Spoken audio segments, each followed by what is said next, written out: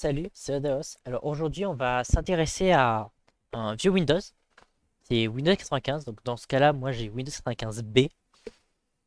Et particulièrement à son système d'identifiant de produit et du coup de clé licence. Et on va essayer de voir comment fonctionne le système de clé licence, etc. Donc première chose qu'on va faire, on va créer une machine virtuelle. Voilà, on va créer une nouvelle machine virtuelle. On saura le système plus tard. Ça sera un Windows. Alors je sais pas si Windows 95. Parfait. Dans Other, on aurait pu choisir MS-DOS parce que Windows 95 est basé sur MS-DOS. Ou en soi, ça change pas grand chose. Là, ici, on va le mettre sur mon bureau, ma VM. Là, nouveau dossier qu'on va appeler VM, dans lequel on va mettre Windows 95. On va le stocker sur un seul disque de 16 Go. Allez, on va blinder le disque. Voilà. On va le blender. Allez, 2 cœurs, 256. Ok, ouf. Ouais, on va mettre un cœur. 256 mégaoctets de RAM, c'est gigantesque, et on va aller le connecter en bridge, mais ça va, je pense rien changer, parce qu'il n'y a pas internet de base. Ok, voilà. Donc on va aller y accrocher un CD. On va choisir Windows 95 pour voir s'il démarre. Pas. Comme vous pouvez voir, il ne démarre pas. Pourquoi? Pour une raison très simple, c'est qu'en fait, en réalité, Windows 95 tout seul, le CD de Windows 95 n'est pas démarrable. Il faut à l'avance installer MS-DOS. Voilà, donc là ici j'ai MS-DOS 6.22, version très connue en français. Là, on va pour l'instant déconnecter le disque et on va ajouter un lecteur de disquette. Là, sur lequel on va aller connecter notre premier disque. Et là, MS-DOS démarre, c'est magnifique. Alors, vous remarquerez que l'installeur de MS-DOS est le même que Windows XP. Donc, ils n'ont rien fait en termes d'installeur depuis Windows XP. Bref, on appuie sur Entrée pour continuer. Tout installer. Insérer la disquette.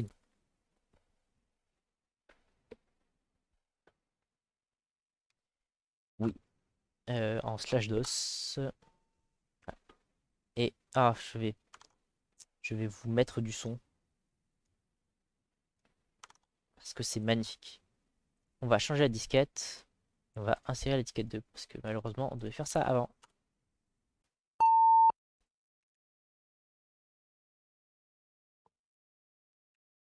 Et éjecter toutes les disquettes. Disconnect. Il redémarre. Et là on démarre sur MS-DOS. Voilà. En plus avec un clavier AZERTY, c'est magnifique. Donc là maintenant qu'on a ça, on va pouvoir insérer le disque d'installation. Donc disque, et on va y connecter Windows 95. On va aller à deux points, échec. Ah, comment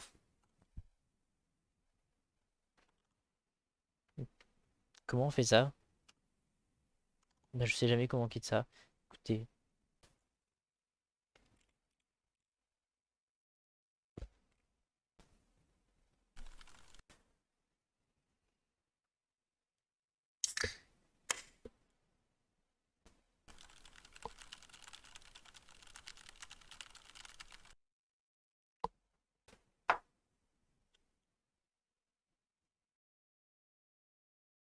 voilà, donc là on va cliquer Start Windows from Setup CD-ROM et on va attendre. Ah, un des deux points. Et, ah oui, voilà, donc là maintenant il y a bien des deux points maintenant. Et là il y a bien un exécutable qui s'appelle Setup. On tape Setup, entrée, et voilà, magnifique. On va donc continuer, accepter la licence. On l'a installé dans C2.Windows. C'est une installation typique, je ne veux, voilà. Et là, il me demande, du coup, une magnifique clé. Je sais pas si je peux zoomer pour vous. Je ne peux pas zoomer pour vous.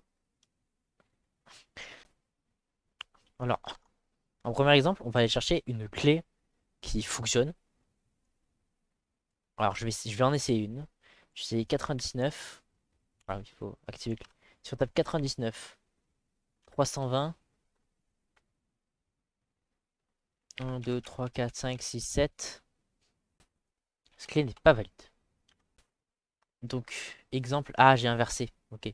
Si je tape 240, 99, est-ce que par hasard là ça marcherait? Normalement, si je tape.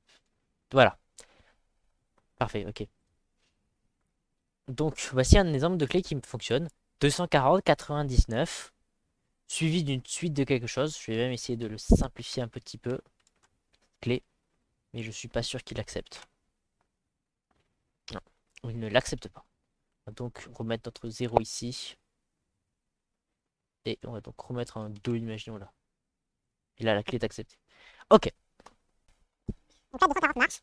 Donc tester 250. Donc ça part technique. Donc 250 marche toujours. 290 marche toujours. 320 fonctionne encore. 360 fonctionne encore.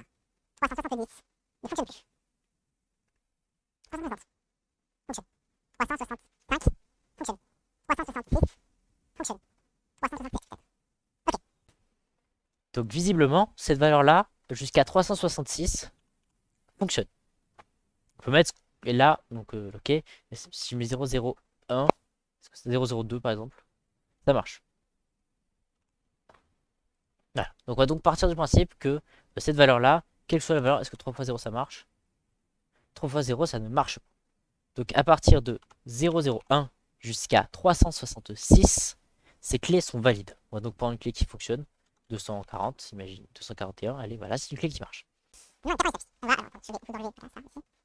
On va donc maintenant tester 398. Ça fonctionne. 97, pardon. Ça fonctionne. 96, ça fonctionne. 95, ça fonctionne. 94, ça ne fonctionne plus. Ok, donc 89, on va tester 00. Non, en fait. Ça marche toujours. 101, ça marche toujours. 102, toujours. 103, ça marche. Alors, on va noter tout ça dans un joli fichier sur texte. On va en avoir besoin plus tard. On a donc un pattern de 1, 2, 3, 4, 5, OEM, 1, 2, 3, 4, 5, 6, 1, 2, 3, 4, 5. Voilà. On a remarqué que pour les trois premiers, c'était de 001 jusqu'à 366. Je devrais mettre plutôt A, B, C, D, E. Voilà. F, G, H, I, J, K, L, M, N, O, P, Q. Voilà. On a donc A, B, C, ce qui varie entre ça et ça. On a donc DE qui varie entre 95 et 02. Alors, la clé suivante. La clé suivante, celle-là marche. Mais si celle-là, je la mets, imaginons, à 3. La clé ne marche plus. Maintenant, si, là, ici, on la remet à 2, que là, ici, on met un 2 à la place. Elle ne marche plus. Par contre, si du coup, là, ici, on met un 0 à la place. Ah, je suis trompé dans mes calculs. 1. Ah, parce qu'il y a 0,3 là, je suis bête. Donc, on va remettre 0,1 qui marche. Voilà, donc cette clé-là fonctionne. Cette clé-là ne fonctionne pas. Cette clé là ne... Cette clé là, voilà, cette clé là fonctionne. Et si je marque, imaginons 1, 2, 3, 4, 5, 6. Et ici on va mettre un 2 aussi. Non. Là, ici, si je mets un 0, et que là, ici, je mets un 3. Non. Ok. Intéressant. 0, 1, 2, 3, 4, 5, 6. Voilà. Donc on va reprendre une clé qui fonctionne. Cette clé-là fonctionne. Voilà. Maintenant, on va incrémenter lui de 1. On va incrémenter lui de 1. Et on va retirer 1 ici. Et un ici. Est-ce que cette clé fonctionne? Cette clé fonctionne. Ok. Alors moi j'ai trouvé à peu près le pattern. Je vous l'expliquerai plus tard. Et ensuite on a derrière une suite de caractères. 2, 4, 3, 5, 6 ça marche. 2, 1, 2, 3, 4. Ah! 1, 2, 3, 4, 5. Ça marche. Euh, N'importe quoi. Ça marche. LOL 12. Ça ne marche plus. Ok, quand même. 1. AA. 1 A, 1 QQ. Non, ça ne marche pas. Ok. Donc, intéressant. Là, derrière, j'ai l'impression qu'on peut mettre ce qu'on veut. Oui, on peut mettre littéralement ce qu'on veut derrière. Ok. 2 DE, voilà. Et du coup, on va noter MNPQ, qui du coup correspond 1, 2, 3, 4, 5. N'importe quoi. Donc là, on a. Bon, là, ce que je vais faire, c'est que je vais continuer l'installation avec ça. Non Nuderios. Pour avoir une installation correcte. On va pas connecter un network adapter pour l'instant. Donc pendant que lui s'installe, on va revenir. Voilà, on va aller sur notre bureau, retourner là et on a du coup ce fichier ISO. Faire clic droit, extraire ici. Voilà. Donc on va essayer maintenant de chercher en fait l'endroit justement où il s'authentifie. On a donc là le répertoire le plus simple qui me paraît, c'est Windows 95. Là on a quelques petits trucs, mais on a aussi pas mal de fichiers .cab. On a donc là plein de fichiers .cab. On va faire un for i in win95 étoile.cab ou echo. Imaginons, allez, on va faire un echo $i donne. Est-ce que déjà ça marche? Il m'a bien listé. Oui. On va faire et cab extract $i.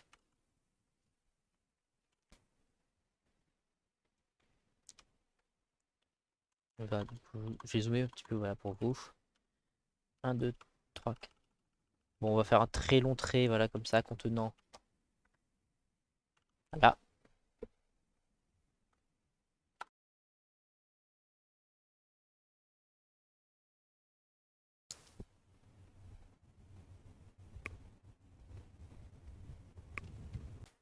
On a donc là une liste assez conséquente de fichiers. Et on va taper grep-r. On va chercher product ID dans tout ça. Et on a donc deux fichiers binaires qui correspondent. On a suwin.exe et on a setupx.dll. Il doit être dans une copie de mon disque là.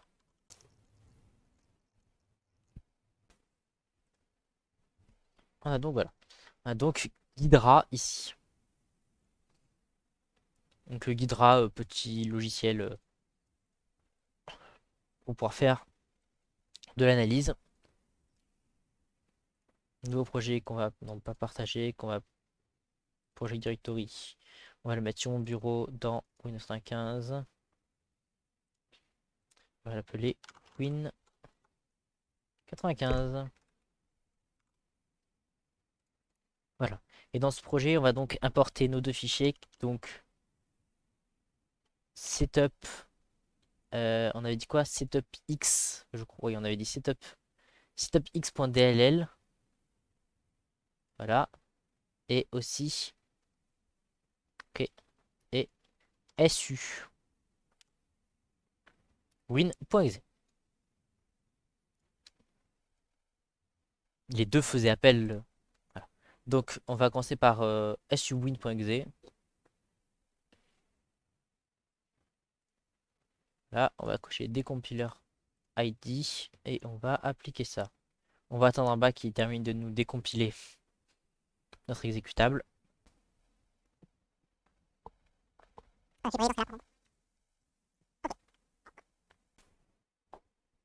Donc là sur le côté on va aller dans fonction.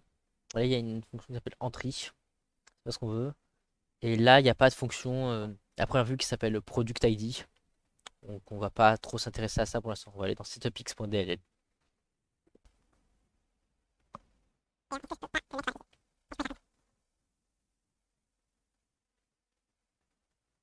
Voilà. Donc fonction. Et là, il y a une fonction il y a un groupe qui s'appelle M, I, etc. Voilà. Il y a une fonction qui s'appelle une groupe qui s'appelle P qui contient PID validate. C'est exactement ce qu'on veut. Donc PID validate pour valider le product ID. On a donc là cette fonction là avec un switch case. Donc la var1. Donc, qui est cette variable là. Enfin, c'est cette fonction là. Qui fait tout un truc. J'ai pas envie de lire. Voilà. En tout cas, si c'est 1, 3, il s'en fiche. Si c'est 5, il fait ça. 2, 4 ou 6, c'est ça. 7 ou 8, c'est ça. Et 9, c'est ça. Ok, donc L, on va taper L. Et on va dire, imaginons, je suppose que ça doit être la version de 215. Donc c'est la version A, B, C, etc. OSR1, OSR2. Donc en fonction de la version, donc on a la version 5, la version 1, 3 ou 5, 2, 4 ou 6, 7, 8 ou 9. Je pense qu'on va s'intéresser à la 5 pour l'instant, voir si c'est la bonne. Enfin, donc premier paramètre, un deuxième paramètre et de la data. Ok, on va juste revenir en arrière pour... Non, on va prendre, voilà, et on va rename function, on va l'appeler... bon, on va pas l'appeler validate. En tout cas, ce qu'on sait, c'est que int1, c'est une valeur, auquel on y ajoute 10, et int2, c'est un tableau de caractères. Voilà, c'est donc là ici un char étoile. Parfait. Et on va aller regarder, c'est ça. Donc un premier, une valeur sur 10, enfin plus 10, je ne sais pas ce que c'est cette valeur. Et là ici, probablement la clé licence passée. Qu'on va aller la voir. Donc cvar1 qui est égal à la première valeur du paramètre. Ok. Là, elle écrit que c'est un char étoile. Mhm. Or, juste avant, là ici, on a un entier. Peut-être une adresse. Bon, voilà. En tout cas, c'est var1. Donc on va le renommer. Lui, on va le renommer char. Voilà. Donc, on n'a pas le droit de le nommer char, mais bon, c'est pas grave. Donc, il prend le char à l'index de paramètre 1. Si ce caractère est inférieur à 0 ou supérieur à 1, il arrête. Et du coup, il retourne faux. Ok. Donc, ensuite, on a une deuxième variable qui est égale à la variable actuelle plus char moins cette valeur-là. On incrémente var1 de 1 et on incrémente paramètre 1 de 1. Si var1 est supérieur à 6, il retourne var2 modulo 7 est égal à 0. Ah, ce 0 extrême, je viens de comprendre ce que c'était, en fait. Si on prend... Si on prend un terminal. On va aller dans Python, imaginons. Voilà. Si je regarde, en fait, la valeur de 0 en hexadécimal, c'est 30, en fait. Donc, en fait, var2, ça va être, on va dire, c'est la somme. Voilà. Donc, en fait, on va prendre la somme plus la valeur actuelle, enfin, plus la valeur du caractère actuel, moins ça. C'est vraiment, en fait, il va faire la somme des caractères correspondants. Donc le caractère 0 deviendra 0, le caractère 1 deviendra plus 1, etc. Une fois qu'on arrive, du coup, au septième, à la septième valeur, donc on va appeler itérator, elle. itérator. Quand on arrive à un itérator à 7, il retourne si oui ou non la somme des valeurs modulo 7 est égale à 0. Alors ça, c'est pour Windows 95A. Et donc ce plus 10, je crois savoir d'où il vient. Donc lui, on va le renommer et appeler Win 95A. Voilà.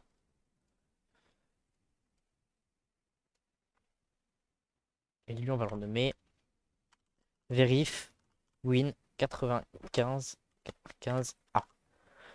Donc c'est pas ce qu'on veut. On a là ici une deuxième.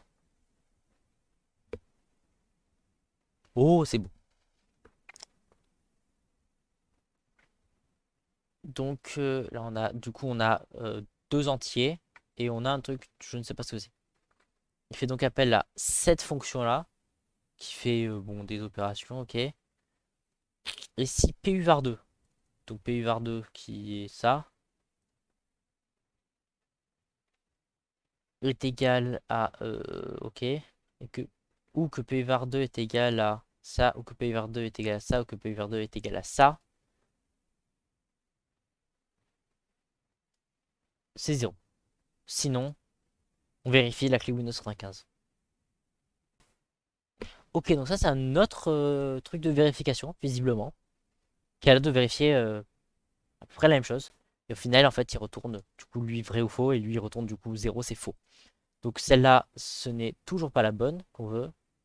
Il nous reste donc celle-là, qui elle, du coup, prend le paramètre. D'ailleurs, on va pouvoir revenir là. Donc voilà, ici, si on va dans paramètre 1, c'est donc la clé, et paramètre 2, on ne sait pas. Ok. Donc ça, c'est la clé. Voilà. D'ailleurs, on va pouvoir ajouter un commentaire là. Voilà, bon. Là, ici. Donc au final, en fait, tout ça, c'est is valid. Is valid. Voilà. On a donc cette fonction-là, qui prend la clé, qui prend les 4 premiers bits. 4 premiers bits? Non, les 4 premiers octets, pardon, du paramètre 2. 4 premiers octets, non, 2 premiers, pardon, 2 premiers octets. Ça fait bien 2 octets. Ça fait 1, 2, 3, 4, 6, 7, 8. Oui, c'est ça. 2 octets, oui, là, ici. Kill or avec une donnée shift 16. Ok, donc en fait, en gros, paramètre 2, donc les deux premiers octets de paramètre 2 seront paramètre 2, et les octets suivants seront en fait en réalité UVAR 1. Ok. On a donc là ici cette fonction-là qui appelle à cette fonction-là. Ok. Donc on va pouvoir renommer ça. Lui c'est toujours la clé. Ça, je ne sais pas ce que c'est. Paramètre 2, est-ce qu'il est appelé? Oui, il est appelé. Ok. Alors. Donc UVAR2 ordinal 90. Je ne connais pas ça.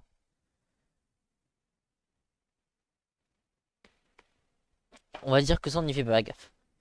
Si le caractère se trouvant à la clé plus 5 est un tiré. Donc on va revenir sur notre petit truc. Qui plus 0, plus 1, plus 2, plus 3, plus 4, plus 5. Donc s'il y a bien un tiré là, qu'il y a un tiré à plus 6, plus 7, plus 8, plus 9. Donc là tu vois, qui plus 1, 9. Et que a du coup 16, 1, donc 10, 11, 12, 13, 14, non, 15, pardon, 18. 18. J'ai mal compté, mais bref, voilà. Donc il vérifie pour voir si là il y a bien des tirés à chaque fois. Si c'est le cas, et que cette fonction là, ok, ce qu'il fait c'est que bon, là, il a fait une vérification. Principalement, je crois qu'il vérifie si. Parce que la fin de ce if est où? Ah, j'ai. Qu'est-ce que j'ai fait? La fin de ce if est où en réalité? Ah, ok. Il retourne 0 de toute façon. Ok. Ok. On a donc. Euh, var 3. qui est égal à 0. Donc, elle, on va l'appeler itérator. Encore une fois, voilà. Donc, donc ça contient du coup la clé à l'index de l'itérateur. Donc si ça c'est inférieur à 0 ou que c'est supérieur à 9, alors la clé est invalide. Principalement en fait si on met d'autres choses que des chiffres parmi tout ça. C'est, je crois. Oui, c'est ça. Tant que l'itérateur est inférieur à 5, donc il vérifie ça. Donc il vérifie les 5 premiers. Donc si les 5 premiers c'est autre chose que des caractères, enfin autre chose que des chiffres, il plante. Ok.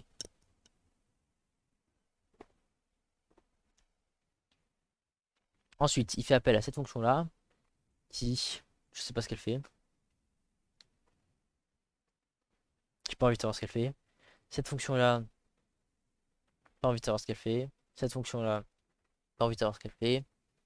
Et cette fonction-là, pas envie de savoir ce qu'elle fait. En tout cas, si PU var 3 est inférieur à 3, donc on sait pas ce que c'est, voilà, ou que PU var 3 est supérieur à 5e, donc 94, et que à plus 10, donc à plus, donc au 16e, donc 0, 1, donc 0, 1, 2, 3, 4, 5, 6, 7, 8, 9, 10, 11, 12, 13, 14, 15. Non, 10, pardon. 1, 2, 3, 4, 5. Non. 0, 1, 2, 3, 4, 5, 6, 7, 8, 9, 10. Ok, donc si ça, c'est un 0, et que cette valeur-là, ok, et que donc si ça c'est un 0, et que, je comprends pas en fait, là, ce 0. Si c'est un 0, et que ce 0 est inférieur, et donc si la clé plus 10 est supérieure à 0, je n'ai pas compris ce que c'était. Bon, et si la clé plus 10 est inférieure à 8, on ajoute 12 à l'itérateur. L'itérateur qui n'a pas été remis à 0 d'ailleurs. On ajoute, enfin pas 12 d'ailleurs, on ajoute beaucoup plus que 12. On ajoute combien? Je peux savoir si ça fait 12? 18. Ok. On ajoute 18. Tant que la valeur. Donc tant que ça c'est d'ailleurs ça c'est la dernière fois qu'on l'a utilisé, c'était quand ça? La dernière fois du coup c'était l'emplacement à l'itérateur. Pourtant c'est peut-être pas nul, ok. Que le slash est inférieur à ça et que ça est inférieur aux 2 points. Ok, il faut que je comprenne pourquoi pourquoi il me dit ça. Ça a l'air d'être assez important. Horde de slash, voilà, et horde de 2 points. C'est compris entre 47 et 58.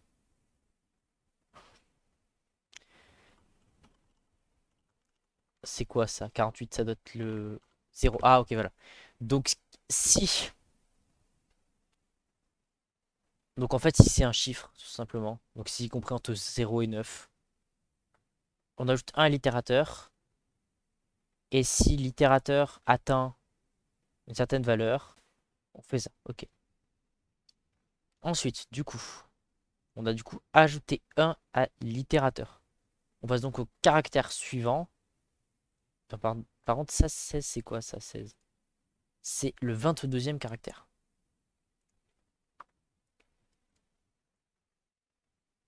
Il n'y en a pas 22 des caractères? Ah si. Ok, donc 0, 1, 2, 3, 4, 5, 6, 7, 8, 9. Ah, j'en ai marre. Donc 17, 18, non, on va dire ça, oui. Donc 10, 21, 22. Donc si on atteint la... Donc si l'itérateur est supérieur à 23, qui est du coup ça, alors, ok, plus 10. Donc en fait, une fois qu'on a parcouru tout, donc en fait, simplement ce que ça fait, c'est que ça parcourt tout pour voir s'il y a bien que des chiffres. Et une fois qu'on a parcouru pour voir s'il y avait bien que des chiffres, on applique sur ça la fonction de Windows 95. La fonction de Windows 95 de 95 qui, je le rappelle, fait la somme des chiffres. Donc dans ce cas-là, imaginons, voilà, il fait la somme de tout ça. Donc euh, ça fait 12, 13, 19, 22, 29. Ça fait donc 29. Si cette somme est divisible par 7, alors la clé qu'on a rentrée est valide. On va donc pouvoir retourner à notre fonction de base, qui était du coup celle-là. On va marquer L et on va marquer verif win 95B. Ok. Et la dernière, je vais pas aller regarder, mais en soi, je pense que c'est une clé un système de vérification qui est assez similaire. Je ne vais pas le déchiffrer parce que flemme. Voilà. Mais voilà. On a donc au final. Alors par contre, les premiers, je n'ai pas compris pourquoi. Faut qu'on retourne. Faut que je retourne pour voir les premiers caractères en fait. Je pense que là on a 3 et ensuite on a 2. Et dans notre souvenir, là, ici on a 3 et ensuite on a 2. Ah ok. Donc en fait, ça a l'air d'être. Donc ce qu'il fait, c'est qu'il prend. Oh, enfin, qu'est-ce qu'on a? Donc on a donc une taille, imaginons, et la clé. Une taille et la clé. Ok, donc L. On va donc l'appeler size. Et on a donc là ici la clé. Donc, si var1 plus 1 est inférieur à la taille, on ajoute, donc la taille est égale à var1 plus 1. Ok. Et il fait un ordinal. Je comprends pas. Je comprends pas du tout. Ça représente quoi ça? On a donc 15 0f en décimal. On a donc là ici, on va revenir à 1. Et on a du coup le maximum qui est du coup 366. Je ne comprends pas en fait. Tout simplement. Et là il y a erreur d'instruction, donc on ne peut pas voir ce qu'il y a. C'est tant pis. Et du coup là ici, une qui vérifie avec 2, qui applique en fait la même fonction. Mais avec 2 cette fois-ci. Je ne comprends malheureusement pas ça. Mais en tout cas, en fait, donc ce 95 à 2002, enfin 95 à 02, ça a l'air de ressembler tout simplement en fait, aux dates de licence. Donc de 1995, c'est Windows 95, jusqu'à 2002. À 2002, ils ont arrêté de générer des licences. Là, ici, je ne sais pas. Les 7 prochains. Alors, les 7 prochains, je rappelle comment ils sont définis. Les 7 prochains, ils sont définis à si, du coup, le premier c'est un 0. Donc, si le premier est un 0, visiblement, en fait, il a juste l'air de planter. Donc il ne faut pas que le premier soit un 0. Et ensuite, il faut que la somme des 7 soit égale. Enfin, soit mode. Il faut que la somme des 7 valeurs puisse être divisible par 7. Ça vous permet donc de générer autant de clés licence Windows 95 que vous voulez.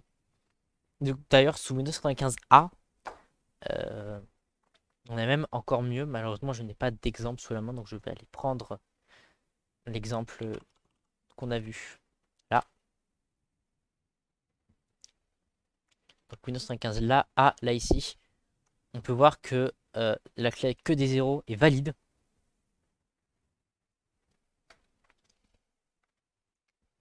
Et simplement, donc si on calcule à chaque fois la somme de tout ça, ça marchera. Et en fait, c'est surtout que ces valeurs-là ne sont pas vérifiées par Windows 95.